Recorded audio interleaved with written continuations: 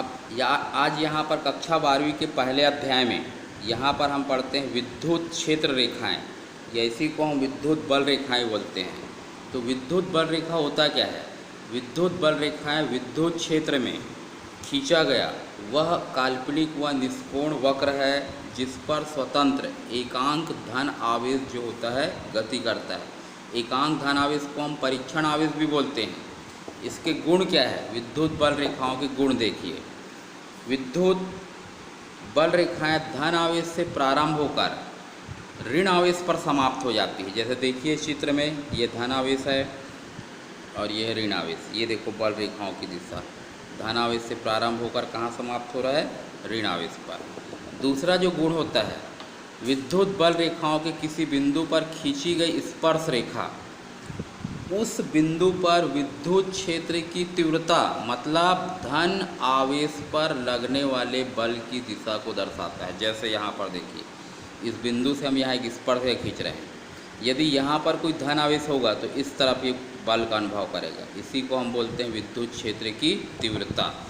तीसरा देखिए, दो बल रेखाएं एक दूसरे को कभी प्रतिच्छेद नहीं करती, मतलब दो रेखाएं यहाँ पर आपस में कभी भी क्रॉस नहीं करेगा, काटेगा नहीं। कारण क्या है?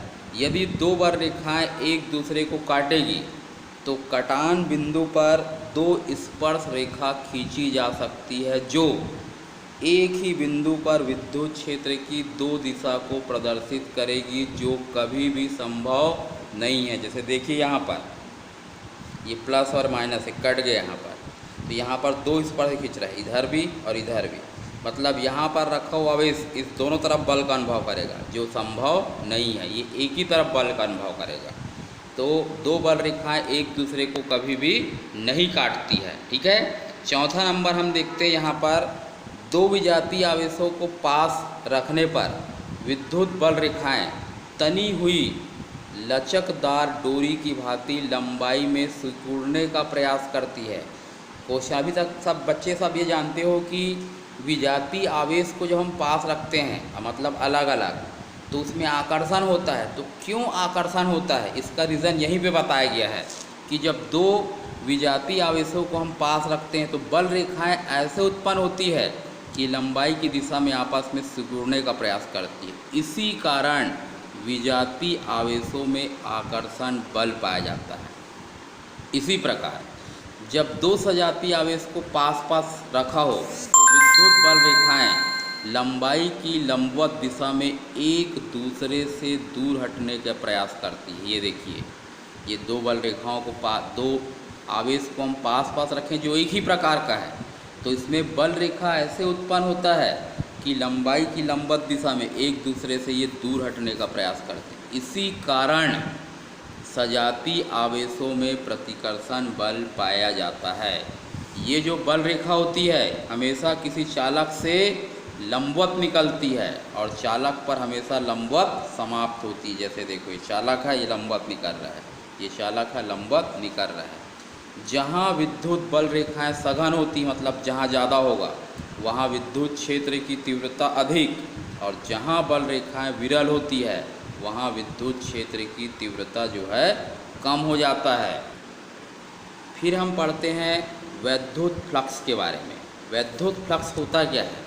विद्युत क्षेत्र में किसी क्षेत्रफल से अभिलंबवत गुजरने वाली कुल बल रेखाओं की संख्या को हम बोलते हैं वैद्युत फ्लक्स, जिसको हम दर्शाते हैं फाई ई से।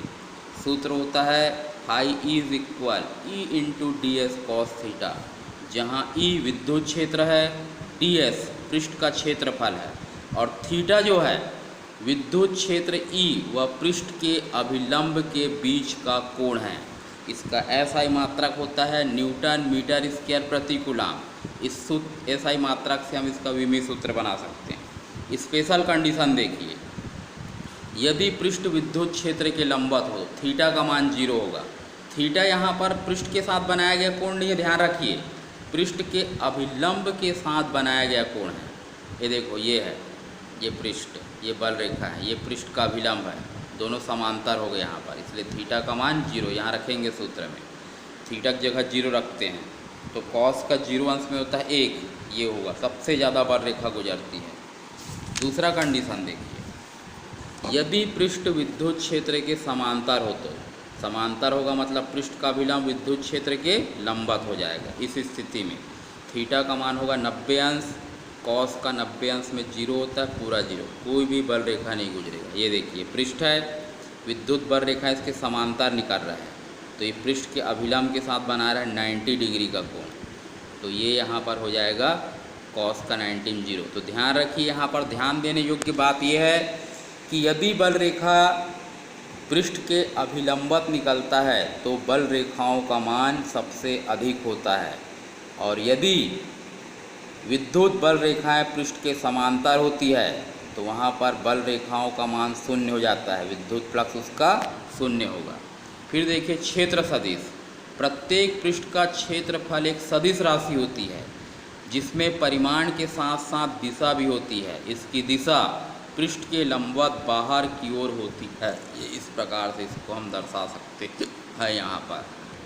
फिर यहाँ पर हम पढ़ते हैं गॉस प्रमेय। गॉस प्रमेय क्या बोलता है? इस प्रमेय के अनुसार किसी बंद पृष्ठ से गुजरने वाला संपूर्ण विद्युत फ्लक्स उस पृष्ठ के भीतर उपस्थित कुल आवेश का 1/ε0 गुना होता है। ये है गॉस का प्रमेय। इसको गणितीय रूप में ऐसे लिख सकते हैं, फाई इज इक्वल Q/ε0। इसको प्रूव करते हैं। इसके लिए एक बंद पृष्ठ बनाते हैं, इसके अंदर बिंदु O पर एक +Q आवेश है, इससे r दूरी पर एक बिंदु P है। सबसे पहले इस बिंदु P पर विद्युत क्षेत्र की तीव्रता निकालते हैं, ठीक है। अब बिंदु P को घेरते हुए छोटा सा पृष्ठ लेते हैं और इस छोटे से पृष्ठ से गुजरने वाला विद्युत फ्लक्स, ये देखिए सूत्र, ये E का मान रख दिए यहाँ पर। अब हम पूरे पृष्ठ से गुजरने वाला विद्युत फ्लक्स निकालते हैं, तो इसका समाकलन कर दोगे, कर दिए। ये समाकलन जो है D वाले पद में लगेगा, तो ये ds गोले का संपूर्ण पृष्ठीय क्षेत्रफल होता है, जिसका मान होता है 4πr²। 4π से 4π कट जाएगा, r² से r²। ये गॉस का प्रमेय यहाँ पर प्रूफ हो गया। स्पेशल कंडीशन देखिए, यदि पृष्ठ के अंदर कई आवेश हैं Q1 Q2, तो सब आवेश जुड़ जाएगा यहाँ पर, जिसको समीशन Q लिख सकते हैं। यदि आवेश बंद पृष्ठ के बाहर स्थित हो तो Q का मान 0, क्योंकि गॉस का प्रमेय कब लगता है? जब आवेश बंद पृष्ठ के अंदर है लेकिन आवेश यहाँ पर बाहर है, तो Q का मान 0 रखने पर विद्युत फ्लक्स भी यहाँ पर हो जाएगा 0।